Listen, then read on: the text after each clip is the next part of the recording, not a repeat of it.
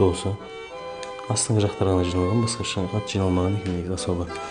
Так, бізде қазір профессиональный чистка жүреді. Негізі прайс бойынша бағасы 15 000 теңге. Қазіргі до суреті и после көрсетеміз Құдай қаласа.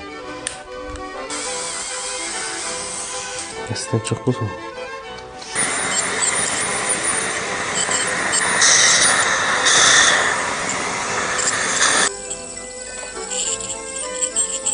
Мынау тастар. Мынау тұрып көріне зумдай каменші. Мына қазір арасы негізі ашық, көрдің бе? Арасы ашық та. Бірақ мына камендер мен зумдай камендер осылар ауру сазау дедеді да. Одан кейін барып мына жерлерің қатты қызарып тұр сенің. Мына жақтардан қарағанда да. Себебі именно тамақтан жиналған қалдықтар ғой. Сол себепті воспаление бола береді, осы жерде инфекция болады. Мынаның бәрін қазір тазалап тастадым полностью. Енді мынаны еттері жазылу керек, еттері өз орнына келу керек та, қызыл еттер. Оны жаймен шаюмен келеді, егер келмей жатса айт маған ше. Уже налет мән атсана. Енді қара, тілің сенің қатты дискомфорт создавать етіп жатыр. Мына жерде арасы ашық сияқты болып тұр.